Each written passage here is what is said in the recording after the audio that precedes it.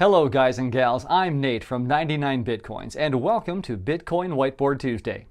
Every few weeks we're going to send you a cool new video just like this one explaining some Bitcoin basics.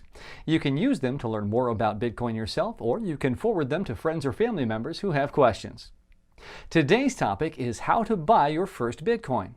If you've followed our previous lessons, then you're probably somewhat of a Bitcoin expert by now. However, nothing will teach you more about Bitcoin and how it works than having a first-hand experience with a live Bitcoin transaction.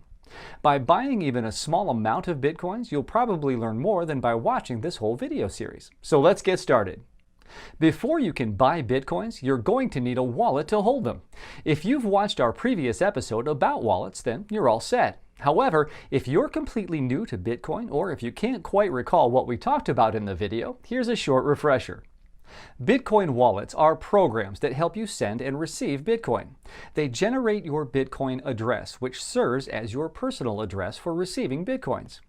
If you're buying small amounts of Bitcoin, you can use any trusted software wallet. It could be a mobile wallet or a desktop wallet. It doesn't really matter. For large amounts of Bitcoin, though, you'll want to use only hardware or paper wallets. These wallets aren't connected to the internet, and so they eliminate the possibility of someone stealing your funds unless they're actually holding your physical wallet. To make it easier on you, we've listed some recommended wallets depending on your device and operating system at the bottom of this video. Once you choose your wallet, open it and copy your Bitcoin address. You'll need it later on.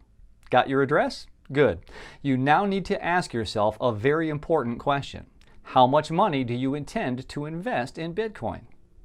Bitcoin is a very risky asset. This means that you should never buy any amount you can't afford to lose. It's important to think this through. If this is the first time you are buying Bitcoins, choose an amount that won't affect you financially if Bitcoin were to drop to zero. In general, we tend to be overly optimistic when we invest, and we forget about the very real possibility of a downside. Our personal rule of thumb is to never invest more than 5% of your disposable income or total wealth. Keep in mind that you can always buy less than one Bitcoin.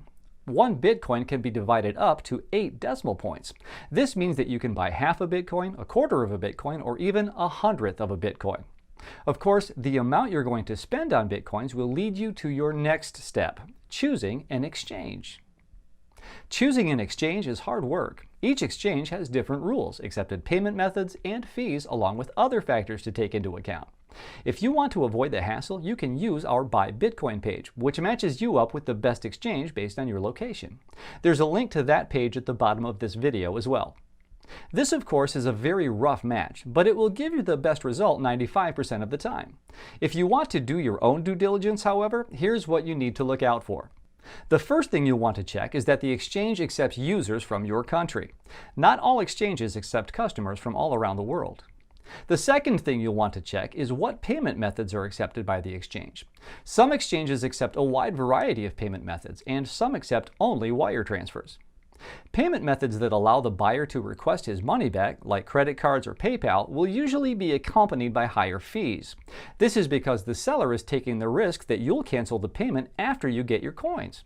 On the other hand, payment methods that can't be reversed, such as wire transfers, are usually cheaper.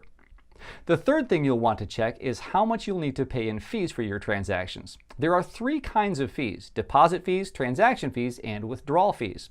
Each one is different and can affect the total amount of money you'll receive in the end. The fourth thing you'll want to be aware of is the exchange rate. Some exchanges have low fees, but their exchange rates are higher relative to the competition. This means that the fees are hiding in the exchange rate. Fifth, you'll want to know your buying limit. Your buying limit will depend on your payment method and your identity verification level. If you're looking to buy a large amount of Bitcoins, some exchanges won't allow it due to their low limits. Finally, you'll want to check out the exchange's reputation. Is it well known in the community? How well is the support in the event you get lost in the process? Have there been a large number of complaints against the exchange? Keep in mind that no exchange is free of negative reviews, but it is important to consider the volume and content of those reviews. One important distinction to make is the difference between trading platforms and brokers. Trading platforms are sites that automatically connect buyers and sellers. This means that you buy from people who've placed sell orders on the site without ever communicating with them directly. The platform usually takes a small fee for the service. Conducting transactions on trading platforms like Bitstamp or Kraken is usually the cheapest way to get Bitcoins, but often it's not very user-friendly.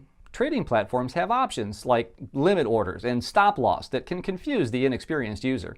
Also, when you place an order, it may not be fulfilled immediately due to a lack of sellers at the price at which you want to buy. In order to avoid the hassle, you can use a broker. Brokers are sites that simplify the process by allowing you to buy coins through them at a predetermined price. When you buy from broker sites, the process is usually much simpler, but it's also more expensive. In the end, it doesn't really matter if you're buying your coins from a trading platform or a broker. What matters is that the company is reliable and that you're happy with the price you're paying. Sometimes it's worth it to spend a bit more money in order to finish the process hassle-free.